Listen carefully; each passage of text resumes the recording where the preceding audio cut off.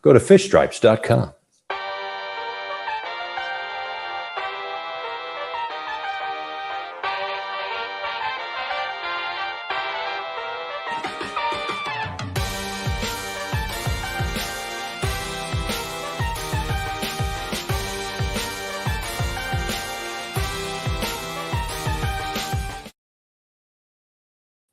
Welcome, everyone, to this edition of Fish Stripes Live. We are here today, the final stream of 2022, the regular season. We will have streams, but this is the last Fish Stripes Live for the 2022 regular season. I am here today joined by Kevin Barral, who's finally back. We have Eli Sussman, special guest. He is a super follower. You see him in the comments all the time, Mr. Gabriel Revila. It's great to have you on and our guest. Finally, we could see you. We won't have to just talk to you through the comments. I'm glad to be here. And we might have Adam and Noah joining us later in the show, as they both are in the press box. This will be, I believe, Noah's 100th press box, and well, it will be Adam's first time. So we have. If you want the official number, I think it is 48 games that Noah's covered. 162. Well, this will actually be 160. 48 out of 160. 3 different road cities. So it's over 30% of the schedule. We admire his commitment and his very unique flavor of coverage. Shout out Noah. Yeah. He's going to Spain, so he also won't be here. Hoping he has a safe flight to Spain. But we'll definitely miss Isaac on this last show. But I wanted to go ahead and talk about that last series versus the Brewers. And a little surprisingly, the Marlins won the series. 3 games. It took 3 games out of 4 against a team that needed to win these games to get into the wild card race. Eli, what does it say to you, how the Marlins played against the Brewers, and where was this team before this series versus Milwaukee? What you just said was an understatement. That is a little surprising. I mean, it was one of the more surprising results of the entire second half of the season, to win that series, to win several very close games that could have gone either way, to actually execute in those situations. Like, I'm not used to that. This is not the team that I've been covering all year long to do that. That was pretty impressive to do that. Even when they don't really have much motivation to win these games, they were able to get it done. And I think it speaks a lot to the Brewers and the fact that this is just a very average Brewers team, despite where they are in the standings. This is kind of what happens when you expand the playoffs to a certain level, is, the 7th best team in the National League isn't necessarily a great team at anything. With this Brewers team, we saw one that, just like the Marlins, is kind of offensively challenged, that even their bullpen was not particularly shut down, lights out, especially not their closer, Devin Williams. So a big part of the series was actually just Devin Williams not being the kind of dominant guy he's been for most of the last couple seasons for them. And then the signature moment, you need to shout out Avi Garcia with 2 outs and 2 strikes in the 8th inning, down by 2 runs. He went on to win series MVP honors for us, because that totally flipped around an entire game in what was his very first game back off the IL. So it doesn't change my view on Avi moving forward, but you need to give him his flowers for that. I'm sure, on a personal level, that meant a ton for him to do it against the team that he was just playing with before signing with the Marlins. Yeah. Gabriel, watching these games, just how was it, like I mentioned to Eli, just the Marlins taking the series against a playoff hopeful, and maybe what really stood out to you while watching it, maybe pitching, hitting-wise, while watching the series? Yeah, I didn't expect the outcome to be what it was. I think on my picks, I think I had the Brewers taking 3. 3 of the 4. I know for a fact I didn't watch every game this series, but I was extremely surprised by the Avi Garcia hit. I was just like, oh my gosh, that's unbelievable. It was this series too that Edward Cabrera got injured, right? Mm-hmm. Yeah. That was kind of unfortunate, because I kind of wanted to see him finished that off like really well. Pablo, I thought he did a great job for what he was given. I thought he killed it. But yeah, I mean that's the most that I can say. I just really was surprised. I really was. Yeah, look, every single person, barely anybody got any points for this. The one person that did, shout out to Alex Carver. He went perfect. He nailed it. Yeah. Congrats to Alex if he's listening to this, figure it out. But yeah, most of us were on the other side of that for understandable reasons with the way this team has played. It came down to those one-run games. I mean, the chances that the Brewers had to win on Sunday a couple times, all they needed was like a run in extra innings with the runner already on second base. It was Tanner Scott. It was Huáscar Brazovan. I've been the high guy on Brazovan. I think he's an actual major league reliever. Like he's wild, but he's very hard to hit. He's very hard to like get in the air. So if you can like survive the walks and hit batsmen, I think he's fine. I think he's been a really nice find for a guy, a rookie that had a really crazy road to get here. Shout out to him. So the bullpen did just enough in the series, and it just shows that the Brewers themselves are still like, they're pretty thin and inconsistent lineup, a lot like the Marlins are. Yet it like makes you think like why there's such a big gap between these teams in the standings this year. And it like brings me back to the start of the year where I thought best case scenario that the Marlins could be a team like the Brewers, a team that had like really great high end starting pitching and that had enough difference makers in the lineup to make a difference. And I don't think you look at how so much of this comes down to those really close games, those one-run games. And as we know, most of this year, the Marlins have been terrible in those games consistently. And how much of that is going to change moving forward if they make a few key additions in the offseason, if they get obviously a new manager, what difference potentially could a new manager, new coaching staff make in those situations? Yeah, potentially a big difference. Yeah, and the last thing I think is worth mentioning is although the Marlins lost, Sandy technically threw a complete game. That's his sixth of the season. Yeah. That is his final start of 2022, as Donnie confirmed it, and he was good. He was really freaking good. I mean, hit the 200 strikeout marker. He surpassed that. First Marlin to get 200 strikeouts in 2 seasons. You know, unfortunately, the offense really couldn't come in the clutch there for Sandy. I believe that game also Devin Williams got into a little bit of trouble there, and he was not able to seal the deal. He was able to seal the deal this time, but and there was a horrible missed call there for Brian De La Cruz. But yeah, I mean, overall, Miami surprised me. I think this is the first time they've surprised me in a series since that Houston Astros series where they took 2 out of 3. If you guys remember that one, that was in the first half, and there it is, 32 starts, 228 innings pitched. Just crazy stats for Sandy. He is an NL Cy Young.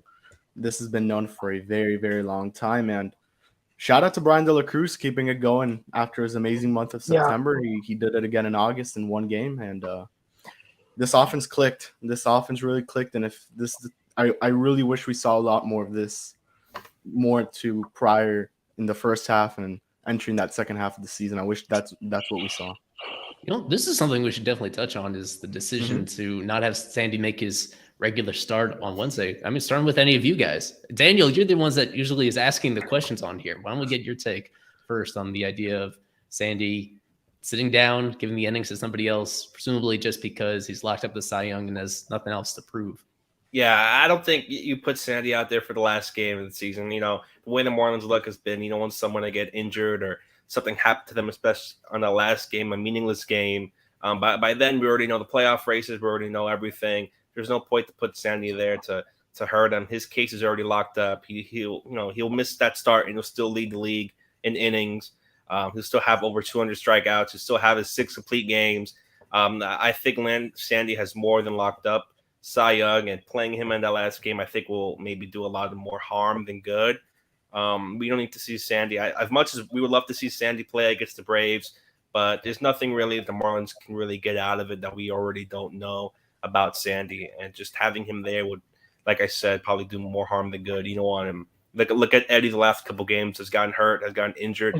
You don't want something like that to happen to Sandy on a meaningless game on game 162, and that could lead in maybe plays out 162, gets hurt, you won't see him on opening day. So I would keep Sandy. What they did, shutting him down, I think that was the perfect response for Sandy and not letting him play in that last game.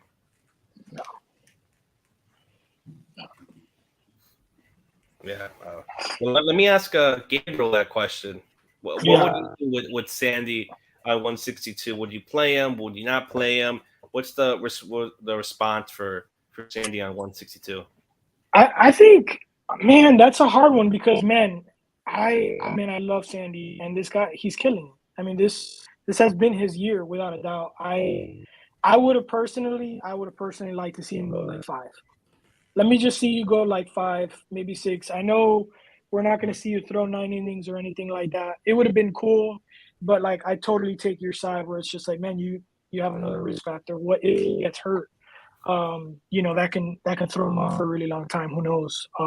You just never know. So yeah, playing it safe is perfectly fine. But it kind of would have been cool to see him do just one last go around, last game of the year. That would have been great, especially against the Braves. That would have been fire. Yeah. And I also wanted to mention for both Sandy and Pablo, we're finally having pitchers who pitched more than 180 innings in the season. I believe that's been a long time. The Marlins have had 2 players who have been almost workhorses that you're able to put there for the whole season and play the entire year and eat up innings. Obviously, Sandy with the league in innings, and I believe Pablo has 180 something. But it's still good to see that the Marlins pitchers are going out there. This is the first time in a long time that we've seen that. Kevin, what did it say to you that we finally got a full season of Pablo healthy to go along with Sandy? It just proves how good Pablo could be, and you finally get to see that 1-2 punch of Pablo and Sandy. And unfortunately, due to injuries, the rotation got a little bit messed up there, but we got to see at least most of the first half of the season what a 1-2 punch of Sandy and Pablo could be, and it's one of the best in the big leagues, in the major leagues, and it's good to see. And you see Pablo derailed by injuries in the past, and he almost hit 200 innings. If it wasn't maybe for missing one start, I believe we're getting pushed back a starter or so, he would have maybe been very, very close. But that is definitely a goal I would see Pablo going for next season, the 200 inning marker, especially if he's once again healthy, which is, I think, the biggest factor here was the health for Pablo Lopez. And, winning pitcher of the month in the first month of the season. He had the ERA crown for a good amount of time and lost it very quickly, but the guy's been dominant, and he has had his up and downs since the second half of the season. He hasn't been able to beat the Mets or get to them, but he finally was able to do it in his final start against New York. I believe that was in Queens. So it's been an up and down season for Pablo, but definitely a lot of ups and great guy once again, Roberto Clemente Award nominee. So yep. Vote for him. You still have a couple days to vote for him, I think, on MLB.com for the Clemente Award, because there's one nominee from all 30 teams, but only one person actually gets the award at the end of the day. So potentially gets him. Kevin, I have a question for you. Do you think Lazaro is your number 2 next year or Pablo? Oh, that's a good one, because you don't even know if Pablo is going to be here next year. But after all the trade deadline speculation, I think Luzardo now you just put him at a number 3 or 4 spot, to be honest with you. Okay. Just with the uncertainty around this rotation, and Luzardo also didn't pitch a full major league season, so you kind of want to assess where he is. But he has had an amazing second half of this season, and we'll see him tonight, and hopefully gets to the Braves. Cool. And in what could be the Braves winning tonight, they'll clinch and they'll be celebrating on Lone Depot Park on the field. Yeah, wonderful, perfect. Yeah, all Mets fans. Yeah. To remind people, we have talked about this, of course, during the middle of the year about Pablo, and that a lot of us were surprised he wasn't traded at the deadline, but that doesn't mean that he's staying over the course of the winter. I think that's still a decent possibility. I remember, of course, right after the deadline, there was the one start against the Mets right before the deadline, and then the few after that as well, he really struggled. And there was a lot of freaking out about how the Marlins missed their window to sell high on him and get fair value. And it's so encouraging, not just his last start, but the last 4 starts, all of them were really good. That's regardless of whether he stays or whether he goes. I mean, that's such a big confidence booster. And I think that really does reassure people that he is who we thought he was. What stood out is that he was throwing harder at the end of the year than he's really ever thrown in his career. He was sitting in 95, 96 with his fastball. The adjustments he's been able to make, everybody knows about his changeup and how nasty it is, but he's a more complete pitcher than that. There have been times this year where he leans heavily on that curveball, and during the end of the year, what really stood out is that fastball and his ability not to get the velo up, but also to locate it in consistent spots that he needed to. It was super encouraging finish to the year. And it really is a good debate if he does stick around, whether he's the number 2 guy or somebody else, because I was somebody certainly just a few weeks ago, I was really leaning towards Luzardo. I love Luzardo's potential as well, but it's a really good problem to have with how Pablo has done down the stretch to really reestablish himself as the guy that early in the year we were talking about it as a likely all-star, a possible all-star, and that doesn't seem so crazy moving forward. Like he's just now had a pretty long, if you zoom out and you look at the last 3 years combined, he's a great pitcher. He's a great starting pitcher. I know the ages are different. I'm sorry, Gabriel. I know the ages are different for these two guys, but when you look back at the trade deadline, a guy like Trevor Rogers was struggling, and teams were pretty interested in him, is what it looked like. I'm pretty sure when we read the article, the Yankees were a team that were interested in Rogers. So, even though a guy struggles in the second half, like we saw with Pablo, it still doesn't mean his value is at an all-time low. It's pretty high, and for a guy, I think on many major league teams, Pablo Lopez would be maybe a number 1 starting pitcher on their major league squad. Yeah, which is exactly what I was going to ask, though. I was going to ask, do you guys see that start or even a few starts back? Do you see that as leverage, as a trade possibility for a better bat or something like that? I don't know.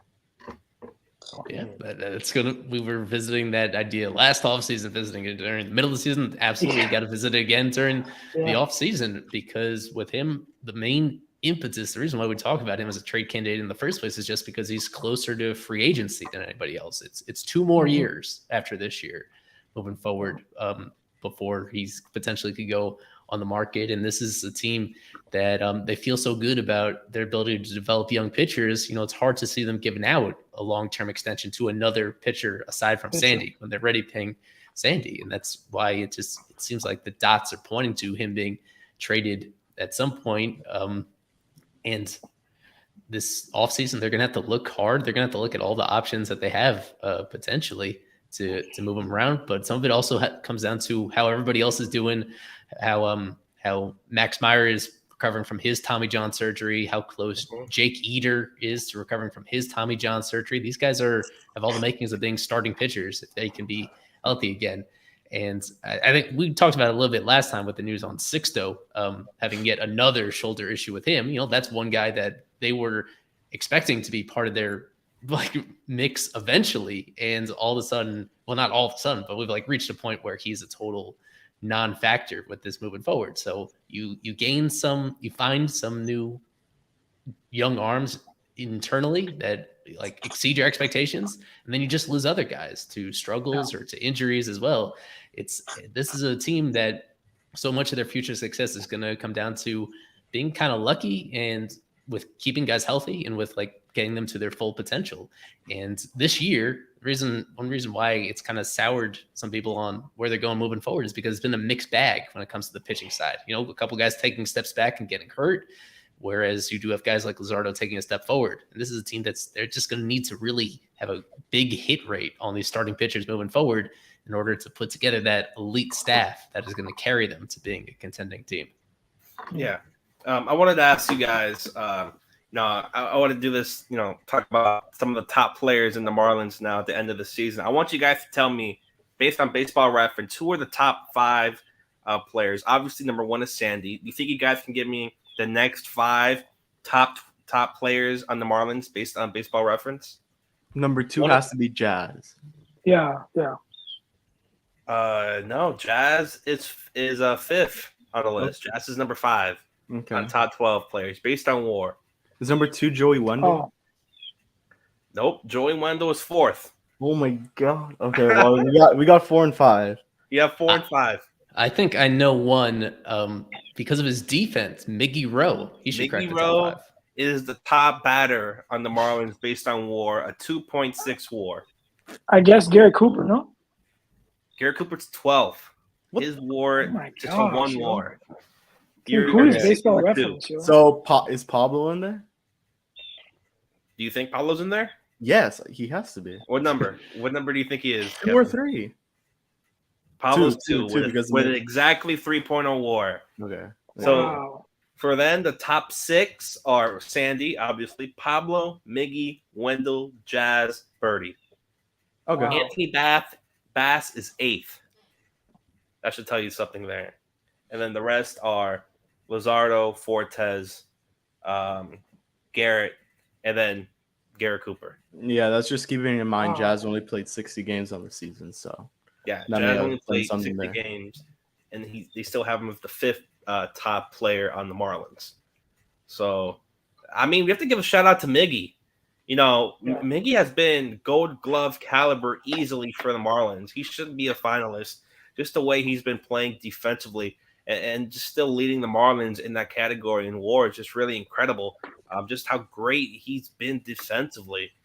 I should and remind also- people that most of the voting, most of the weight on the Gold Glove voting, that comes from managers and players in the National League. And there's also like a stats element to it from, I think it's Sports Info Solutions or the Fielding Bible. I forget which one, but I think it's like 25% of defensive stats. And then most of it is still on the managers and the coaches in the NL. So there's nobody like disputing that Miggy's had an amazing year defensively. The question is whether anybody's been even better than him. And I know statistically Dansby Swanson is even ahead. And so I'm going to be curious to see whether the actual managers or coaches feel that way. It's going to be close. I think he's for sure going to be a finalist, finish top 3 like he did in 2020.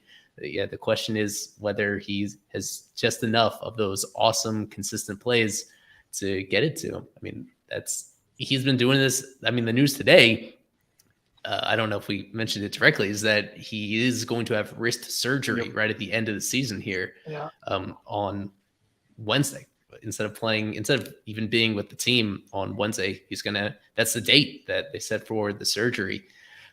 Missing about 6 weeks to recover, so it won't affect him whatsoever heading into the off season, heading into spring training. But it has affected him at the plate. You know, there's no way around that because he got off to that awful start, and I thought people overreacted. And it did seem like he was well on his way to having a normal Mickey year after that. For like late May and into June, he was back to being like very solid again as a hitter, even if it's nothing sexy. And the problem has been in the entire second half of the year, since his wrist got hurt, there hasn't been any threat of hitting the ball out whatsoever. He has not hit a home run in 3 months.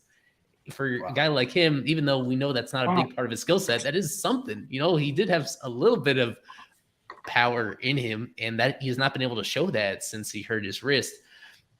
And I think that should color the way we look at him moving forward, just realizing that I don't think he's as far into a decline as it may have looked early in the year. The question is whether he can stay healthy. And he has been a guy, unfortunately, that for a lot of his career, he plays through these injuries. He has a lot of these like minor stuff, and he doesn't complain about it. They don't always put him on the IL, but he's a guy that I don't even think throughout his career we've seen him at his full potential, just because he is somebody that is, you don't think of him as injury prone, but he does, get these type of things that slow him down. And especially this year, it's really stood out because of the lack of power that he's shown the second half of the year. And something to mention on Danny's tweet in Spanish is that it looks like Miggy will play winter ball with the Tiburones, so that will affect that. And I believe, and correct me if I'm wrong here, Eli, he mentioned this on the Chris Rose rotation, that they'll do some kind of training camp to decide the finalists for the Venezuelan roster for a World Baseball Classic, and he was invited. Yeah. So that may affect that as well. Most likely not, though, since it'll be around before spring training, I assume. Yeah. Well, just as we finished talking about Pablo, I assume Pablo is also going to be part of that camp as well. And he's somebody that would certainly have the inside track to actually make the team, whereas Miggy is kind of a borderline case just because of all the talent that comes out of Venezuela. That's something for spring training. I think that's we'll get more details as it gets closer how they're going to organize that. Mm-hmm. Yeah. Let me answer DeMar's question here. If Stallings is on that list of top 12, no, Stallings is not on the list. Stallings, do you guys want to guess Stallings' WAR, or should I just say it? Is he like? Bro, it's got to be like, yeah. I would guess. Well, I could guess that it would be just. I think even at this point of the year, it's got to be a little bit below 0. I'll give it negative 0.1. A little negative 0.8 for Stallings. Damn. And then if you look at Fortes, 1.2. So Right. really difference. Just to put it in context, I think Stallings last year was like near 2.5 because his defense last year, by all measures, was just awesome. And that's the one thing, even as his bat has sometimes come to life, it's been better as we got deeper into the year. The defense is still like a big issue.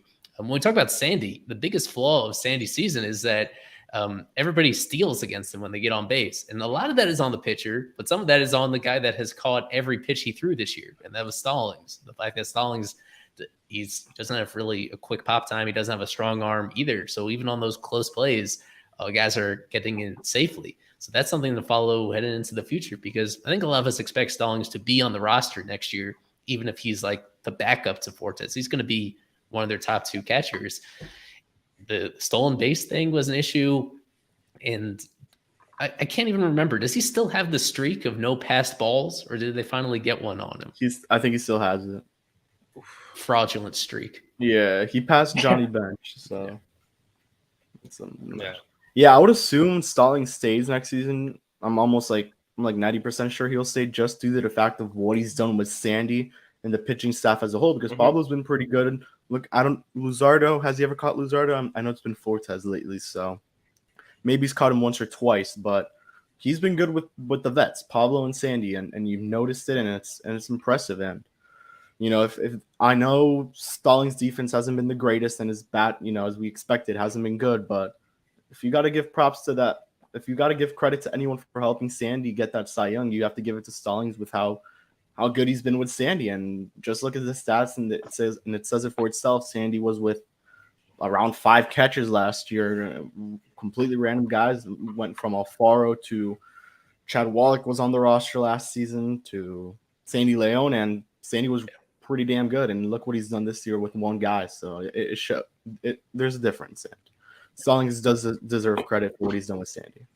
Yeah, we got this question a little earlier. I forgot to mention about these bullpen guys. Okert, Brazovan, and Nance have a place on the team next year. I already said I think Brazovan does. I think he's a major league reliever. Nance is a complicated one because I really didn't like what I saw from him early in the year, but he had an injury. He had a minor injury. He came back from it, and he's been better since then. So I don't really know what to think about him. Between the two, I think with both Brazovan and Nance is like they have minor league options left. They're really cheap, and both of them have like real swing and miss potential as well. Yeah, there's not a huge difference between Brazovan and Nance. And with Okert this is the second straight year where like he doesn't look quite as effective as he actually is. For whatever reason, like his results have been really great, but like I feel like he's definitely a year-to-year guy where you don't pencil him in as you don't want to pencil him in as a guy pitching the most important innings for you, which is what he was doing for a big chunk of the year as their primary setup guy. I'll be curious. I want to see what kind of trade possibilities are out there with him, because I feel he is replaceable, but at the same time, they have a lot of voids to fill in the bullpen. That's the one thing I've tried to harp on as much as I can on here, is how like even though the starting rotation is coming together really well long term, the pitching staff as a whole is just nothing special until they find some really great answers to the bullpen. The fact that there's so many question marks back there, that's a big part of your season. I was looking it up. I think your bullpen pitches close to 40% of all your innings. That's almost half of your pitching staff is the bullpen. So if you have a team that has an amazing rotation but a mid bullpen, then you're not a great pitching staff. That's something that they'll have to do something about. We were begging them to do something about it entering this year, and their big answer was getting Solser and Scott. And when the dust settles on this year, both those guys were kind of underwhelming. They had their moments, but they didn't make much of a dent at all. So I guess the hope is run it back with those two. Those two have spots in the organization next year until something changes, but they're going to need even more help, just as much as on the offense. They got to get out there and try to find at least one reliever that you could absolutely trust in the most important spots. Yeah, and if you're going on reference really quick on those 3 guys, Okert leads it with 0.9. Brazovan was a 0.6, which is really impressive, just the amount of games he's played and how long he's been here. And Tommy Nance, 0.2. So that kind of gives you where they're all at. And really surprising how Brazovan has been. just even though it's maybe just 0.6, but he's been really impressive, like you said, Eli. You think he's probably been the most impressive. I don't want to say rookie, but maybe rookie pitcher type player, maybe rookie reliever, maybe Yeah, for the well, Marlins. that's a very small group, I guess. Yeah, relievers. I was thinking like because we were still counting Braxton Garrett as a rookie entering this year, and I think he has made a bigger impression than other people, and even Nick Fortes. One thing I'm rooting for with Nick Fortes is to finish off strong, because all of a sudden, like, his overall numbers have like steadily come back down to earth a little bit, and I really hope that he is like a big part of this depth chart moving forward. So we'll see if his final couple of games kind of reaffirm what I think of him, that he's just this really interesting all-around catcher.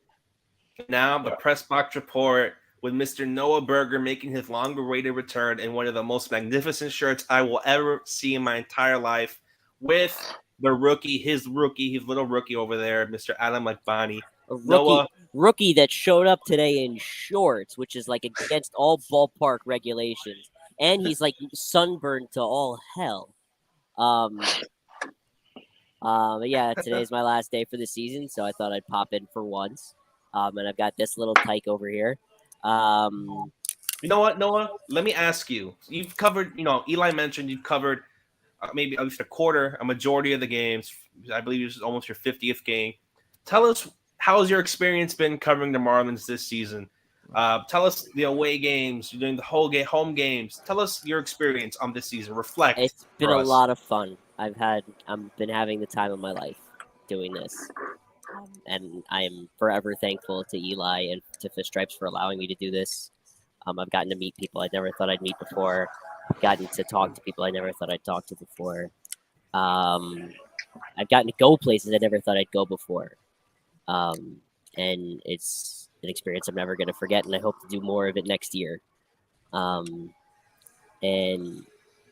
I really do enjoy the day-to-day going to the ballpark every day. It's a lot of fun for me to just have that routine of showing up at the ballpark, going to the clubhouse, talking to the players, and just doing step after step after step, day after day. Yeah, it gets exhausting, but it's an amazing kind of exhausting. I'm kind of sad that today's my last day for the season. I'm gonna miss it until next spring, and hopefully for World Baseball Classic and all that. And yeah, were there any moments that stood out to you this season? Say it again.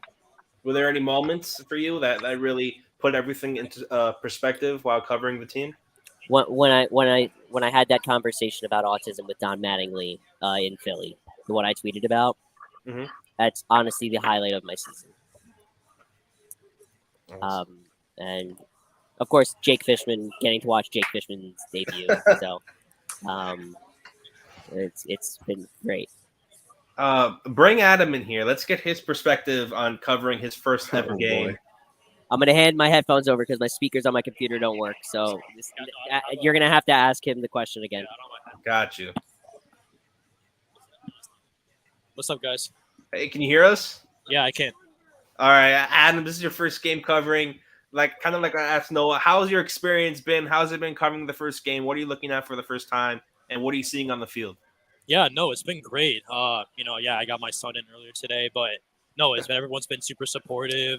You guys have been, kind of just telling me different things. I've been kind of going with it. Noah's been a great shadow, or at least shadowy. I was able to talk to some of the players, met some of the other media members. It's been great, and I'm looking forward to talking about and covering the game today. Anything on the field that you look at? Now we're going into this game against the Braves. How are the Braves looking? How are the Marlins looking heading into game 160?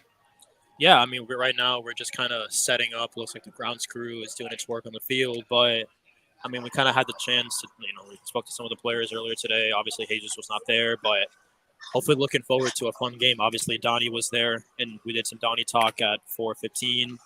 And what you say? No, anyway, it was so we got to hear him. So now we're just up here getting ready for the rest of the game. So excited. All right. Well, while I have you guys here, let me get your predictions on the series, and then I'm going to add a little one here. Who do you think is going to be the manager for the Marlins for game 162? For game 163? 62. Like, what Oh, is he player do not you gonna? think is Yeah, a I good was like, wait, manager? what? Is he not going to be there for game 2? Well, we'll have Noah do the first prediction. Is this the question about who's managing game 163, win 62? No, it's predictions. Give me your prediction on the series, and as another prediction, who do you think manages the last game for the Marlins 162? So before an interesting point about that, if the game matters to the Braves, Don Mattingly will be managing. Oh, okay. He said that. He's like, if it has playoff implications, he will still be managing. But he did not tell us who would be managing. When we asked him, he's like, yeah, Kyle's gonna manage. And Kyle was like, yeah, we'd win. But yeah, so watch out for that. There's a possibility that it will still be Donnie managing in the last game and not a player. But Adam, what's your series prediction? I sent it in the thing. I said He sent it in. 2-1 Braves and then Olsen MVP.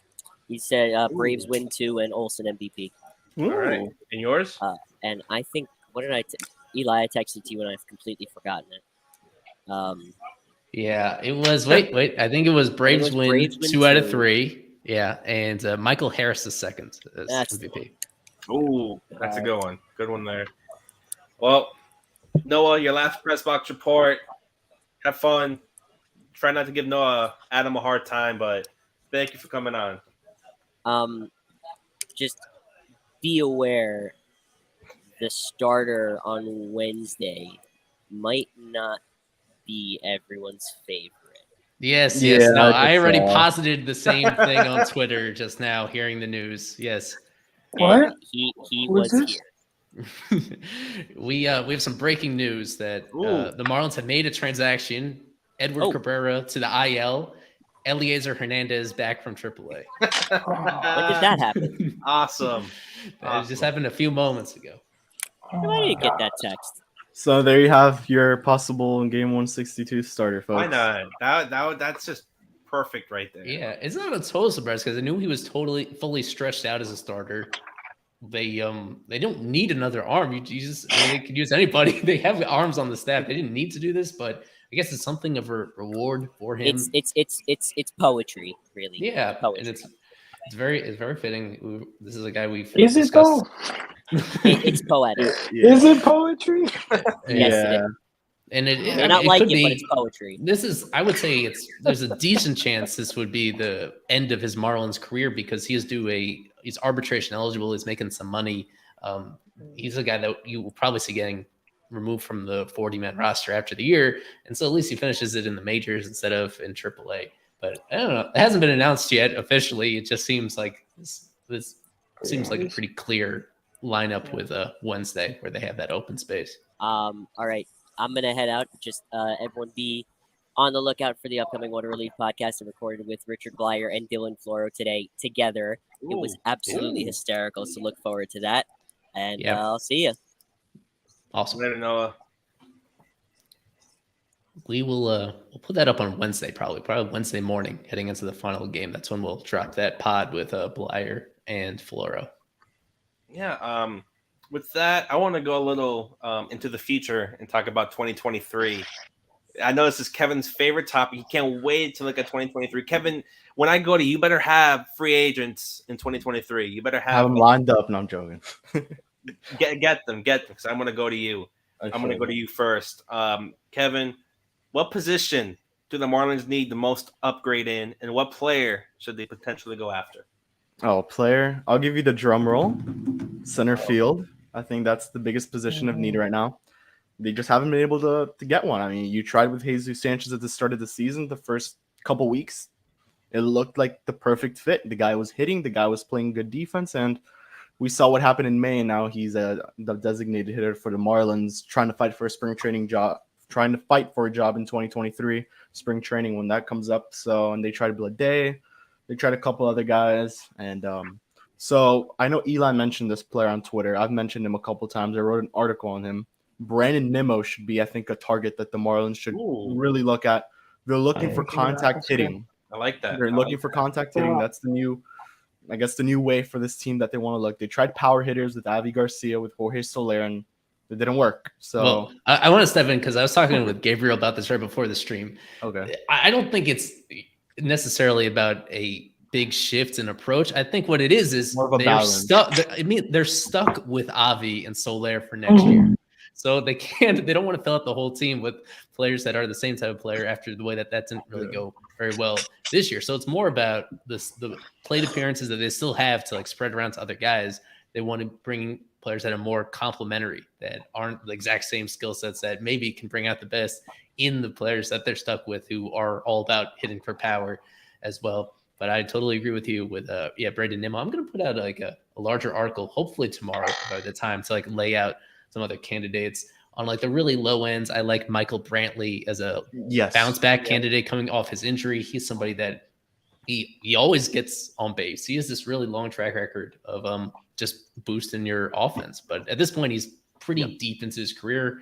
So that would be kind of a low priority. Who else did I have on here?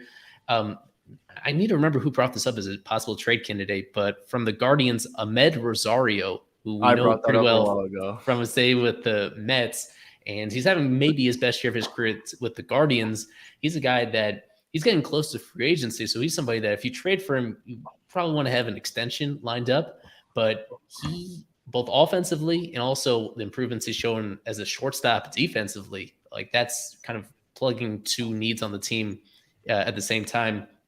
And he's somebody that not only makes better contact than you might think, but he runs really well. So when he's on base, like he really makes things happen and produces runs that way. So there's both trade candidates and free agency. You'd like to think in an ideal offseason they make a big splash in both areas, that they're willing to use some of their prospect depth and also willing to spend a little bit more money to bring in those type of players. Yeah, and then obviously the one we've been hearing for the past year, Brian Reynolds, that's obviously going to be a name that we're going to hear once again.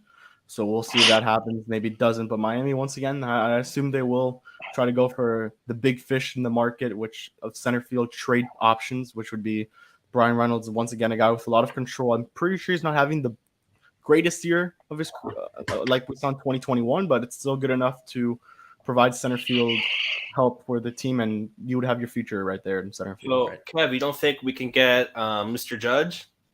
No. So what are the chances on that? Better Marlins making the World Series? We would all have to give up like a couple organs to, and sell that off. And the one thing I just want to mention quickly with Reynolds is that, the concern to me is just defensively, whether he actually is a center fielder. He was so good at everything last year, but this year, not just offensively, but defensively, there's been kind of a step back. You watch him play, he's not super graceful out there. So neither is somebody like Brandon Nimmo, but the more that I've watched of those two guys, like I feel like Nimmo is a better defender out there. With Reynolds, so that's something that I want to study a little bit more, because it's important to be able to trust him in center, where if you have Avi locked in and you have all these other young outfielders that are going to be squeezing for playing time, they're going to be clogging up left field, whether it's Blade, whether it's Jesus Sanchez. It is even more important probably this year than ever to moving forward to make sure that whoever you bring in for the outfield is definitely a center fielder and a legit center fielder.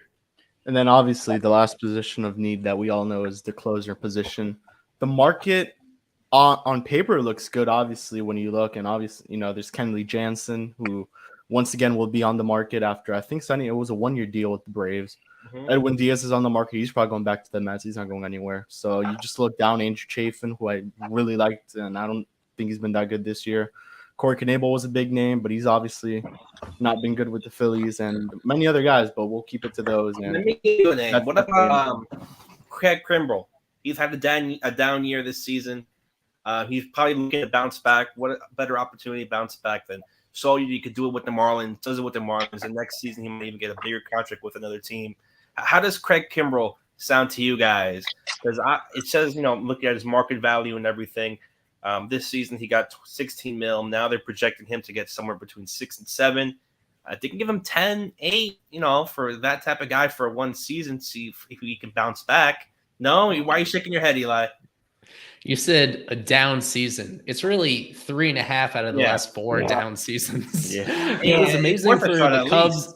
First half of 2021 with the Cubs, he was lights out, and everything around that, he's just mid. Like he's you can't trust him to throw strikes. He doesn't miss bats as much as he used to.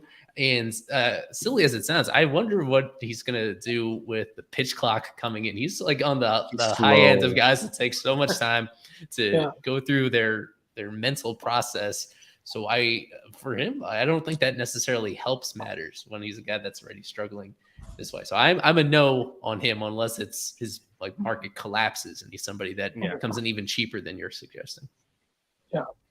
Is guaranteed rate field the one where Chicago plays the White Sox pitcher friendly or hitter friendly?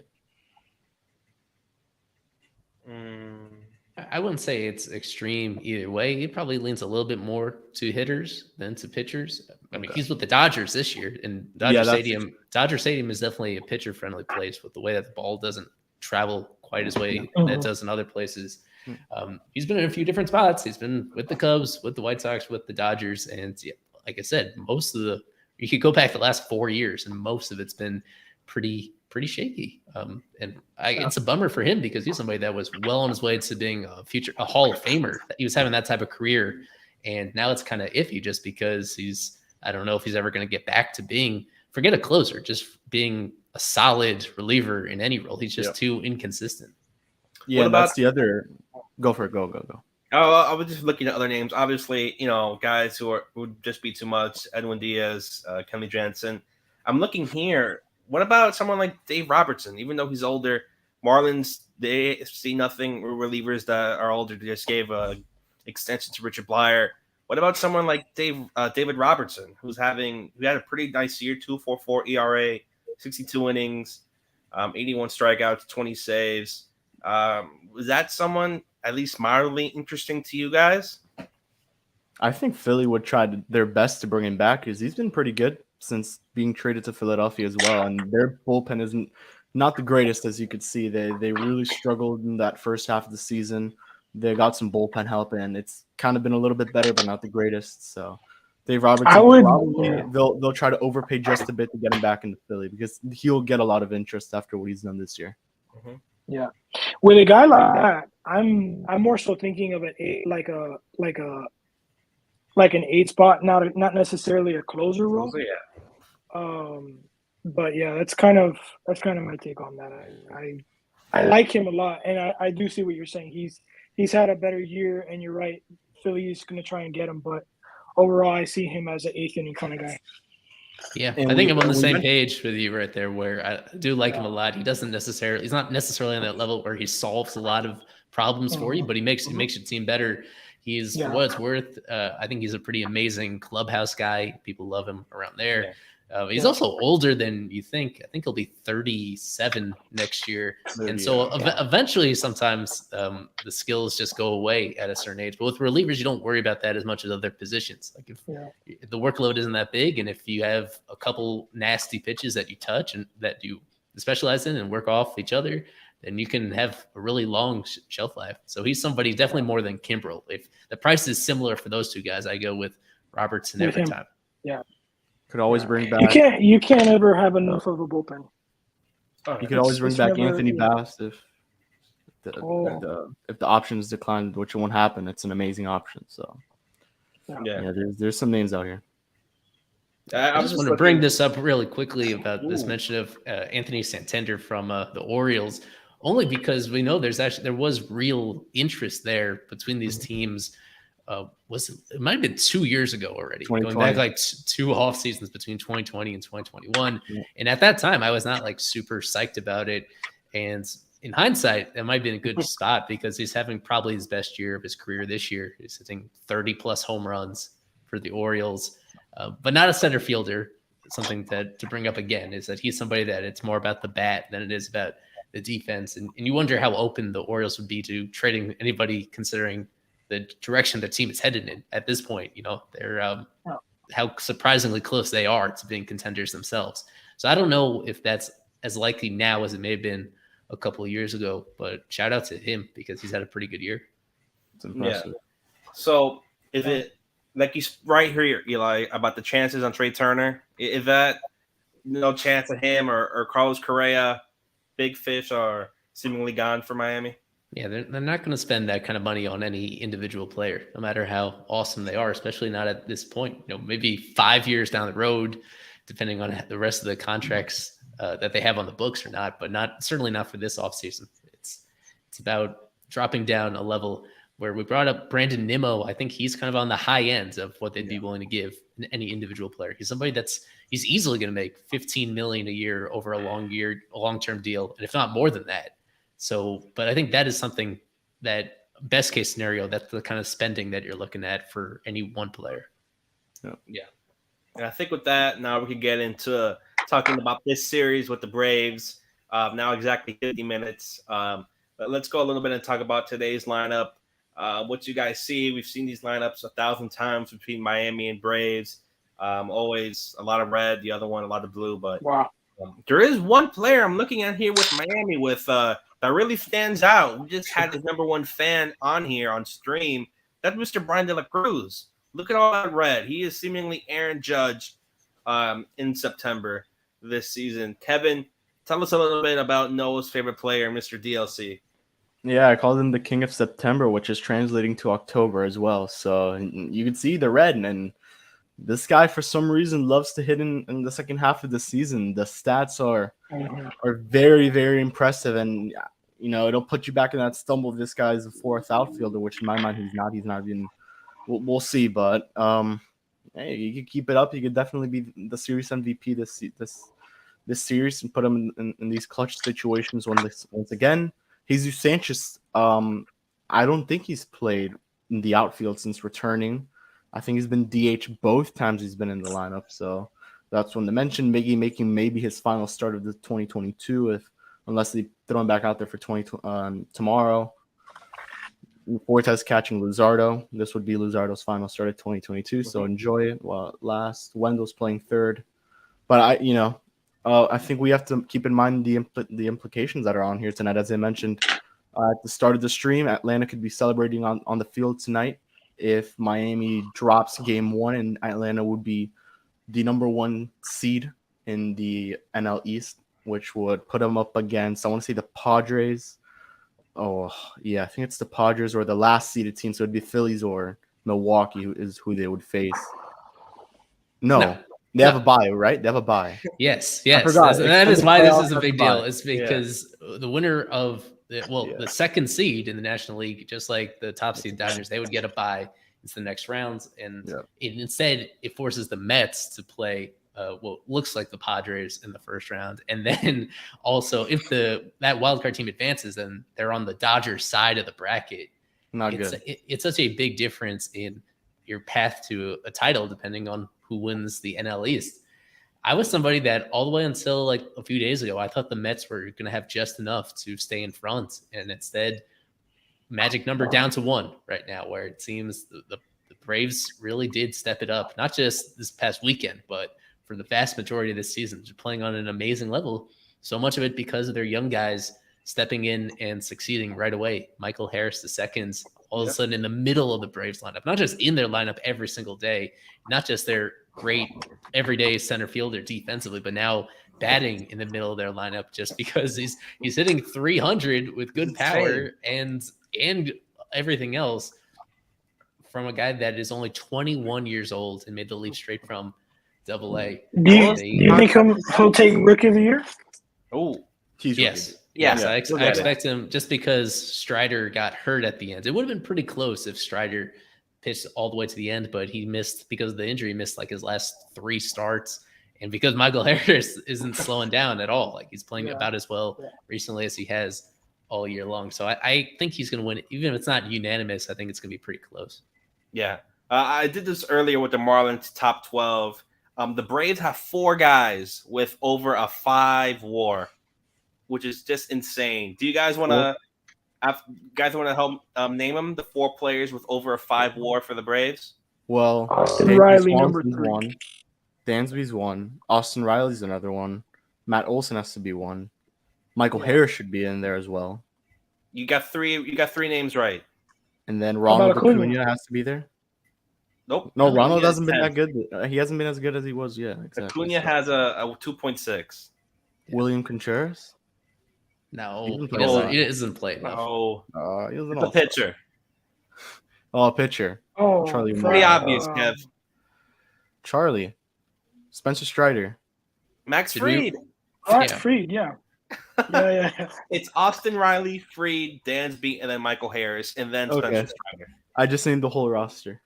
Yeah. Austin Riley with a 6.4, Max Fried with a 6.1. So that just tells you the difference in terms of just the players and just, the position players. You just mentioned Acuna, who has a 2.6. That would easily make him the top batter for the Marlins in terms of WAR.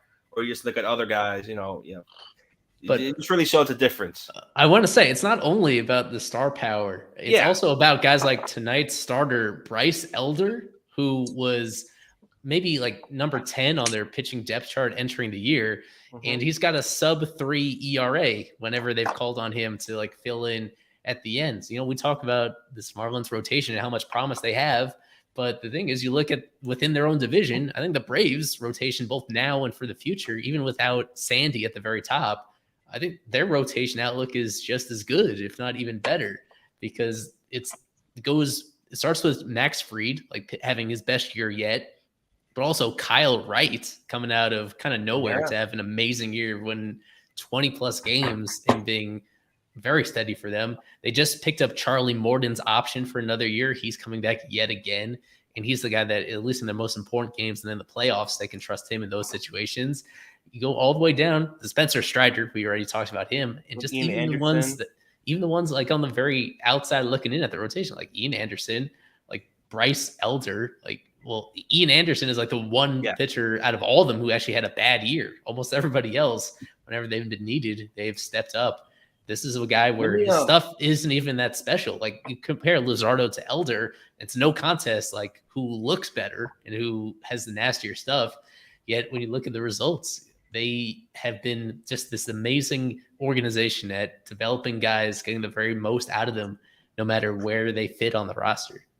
Yeah, I'm going to shy a little here from the Marlins, but keep it on that same topic. We forgot to mention today Arizona Fall League starts. So Mesa Solar Sox, Jose Salas, Victor Mesa Jr., Joe Mack, and many other Marlins will be participating in that. So I guess you could follow us and fish on the farm, which I assume will be. Do you guys have high hopes on Salas? I think, oh man, I don't know. It depends what you mean by high hopes. I think he's a legit prospect. I think he's one of the best that they have in the organization. And in terms of actually, for sure, the issue with this organization is I don't point to anybody in the farm and feel like for sure that guy's going to be a good everyday starting player for years to come. With him, he has that potential for sure. And he's only 19 years old. So the thing is, even if he does like live up to all the hype, it's going to be a couple of years until we see that in the big leagues. So he is starting tonight. He's the starting shortstop for their team tonight. This is a big test for him. Like he's one of the youngest guys in this fall league, even compared to other organizations. It just shows how much they feel about him.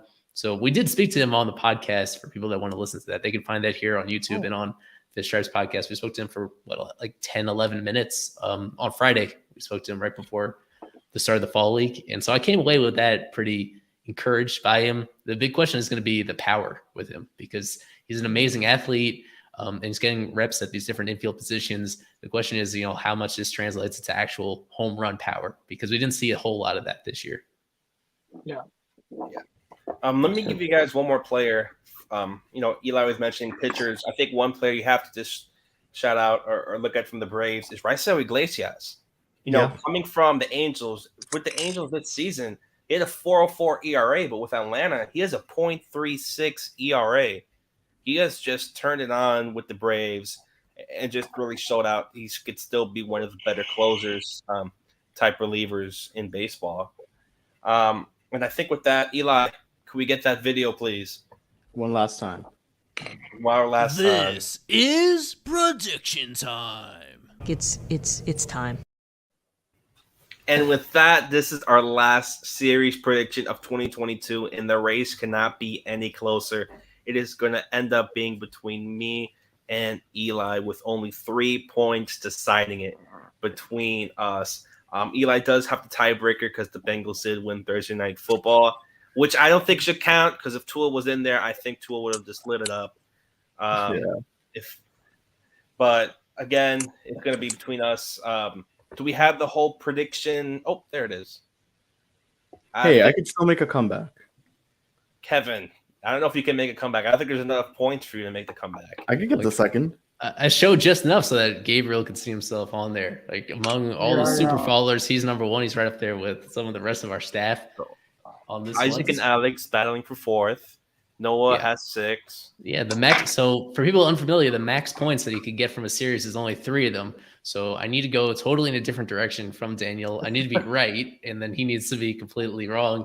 And we did agree that I do get the tiebreaker if that happens. That's a big if. I was feeling good about my prediction last series, and then the Brewers, I had a series split, and yet the Brewers choked in that final game. They couldn't pull it out. Otherwise, we would have been even closer. Like we were that close to having just a 1-point gap if the Brewers somehow pulled it out on Sunday in that crazy game. Instead, I'm in desperation mode as we get here to the end.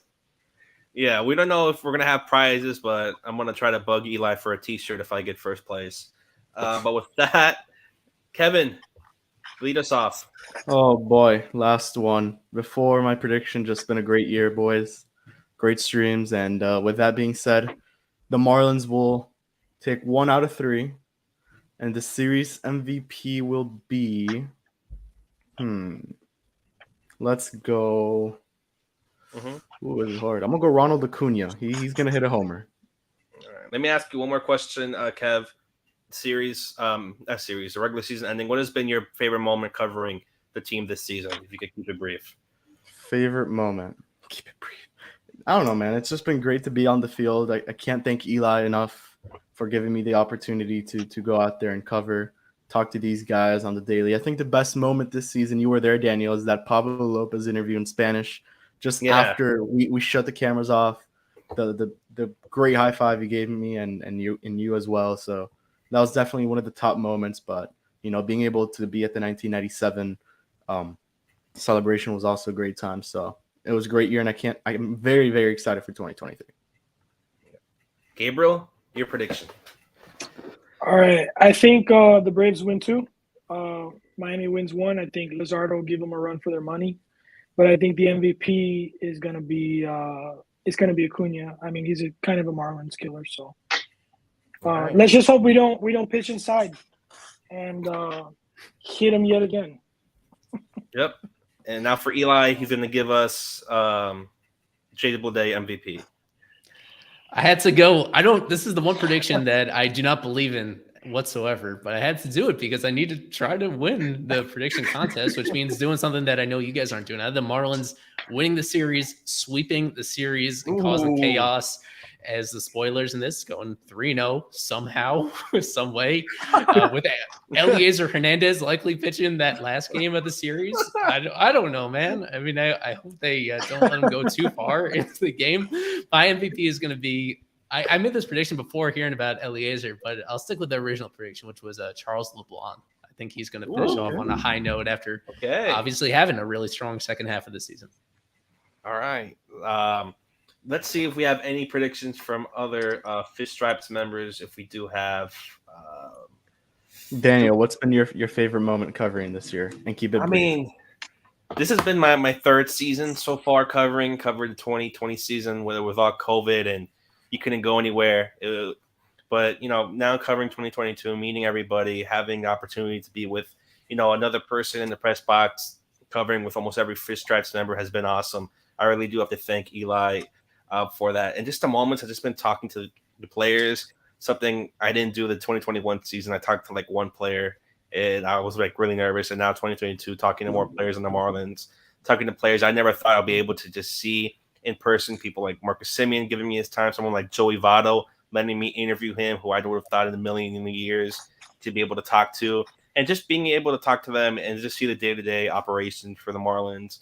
Everyone in the press box is awesome. They're awesome people. Everyone, PR, everyone. It's just been a really great opportunity to do that. And I really do enjoy every single time I'm covering the game. And I will be there for tomorrow's game and 162.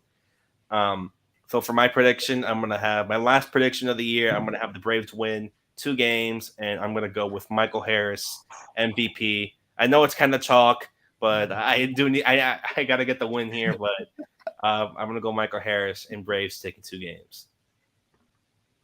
There you go. All right. There we go. Finishing this off just like that. Yeah. From the rest of the staff, Lewis had Braves winning 2 out of 3. Dansby Swanson as MVP. Grant had the Braves sweeping the series. Dansby Swanson as MVP. Yeah, glad that we're getting to the end of this. For anybody that's wondering, of course, we're going to continue doing streams on a pretty consistent basis during the offseason. I mean, last year we stumbled on the Jeopardy idea midway through. We're going to still have a mix of that. So I think it's going to be a combination of that and also just regular Marlins talk about the offseason. Because last year was weird with the lockout and with the fact that there was only a few days of actual activity during the rest of the whole offseason. But this time around, it's going to be way different because it's just a free flow of rumors and banter. And we're pretty optimistic about having some great guests coming out throughout the offseason. I told you guys, I did I tell you this on camera? I think I said before the stream that I organized all our guests into tiers about guys we want to have back on to talk about the team and cover certain aspects of the team. I think Gabriel is going to be a tier 1 returning guest. For sure. Bring it back. I appreciate it. We've experimented with a lot of different people on the show, and we think those people are still going to be interested in talking about the team at different times throughout the offseason. So we appreciate everybody's support to get us to this point. And the grind goes on, and we're going to continue breaking this down from all angles. Let me ask you, Eli, what has been your top moment with streams? Because you've done every single stream. You're behind the camera. You're doing everything, communicating with all the guests. What has been your top moment? Wow, all the streams that we've done, because we have done over 50 of them this season. I think by my count, we've done 51 series preview streams this year, and a couple of special ones in between, man. So I mean, we've had a lot of big shots on here. We've had a lot of under the radar experts that have been just as much fun throughout it. I mean, on a selfish level, my favorite one is when I got this new computer. I had to replace it mid-season because I was having so much trouble like running the show from the old one that I had set up, and that this has just made it so much more convenient for us to accomplish what we want to do on this new one. So I think that one happens sometime in early August, something like that. But yeah, it's hard to pick a favorite, man, because this has just been awesome from start to finish. And to have so many of my awesome contributors here that put in so much time and so much energy to make this fun, to make this special, I appreciate that. To all, I guess, as I already said, to all our commenters, to all our super followers, to everybody that subscribes to us on our various channels. This has been a really successful year for us. That's going to be hard to believe when you see what's happening on the field with the Marlins themselves. But that's what I've taken the most pride in, is being able to run an operation that doesn't rely on the team winning or losing. We're going to be here regardless, because there's always so much to talk about. And when you bring the right combination of people together and you allow them to do things that they're really passionate about doing, this is the end result. You get great content like this. So we appreciate everybody for a fun season here in 2022. Yep, I couldn't have said it better. And with that, for Eli, for Kevin, for Gabriel, for Adam, and for Noah, who are on the press box, this is the last Fish Tribes Live for 2022. And with that, always go Marlins. We got to end it off right. We got to.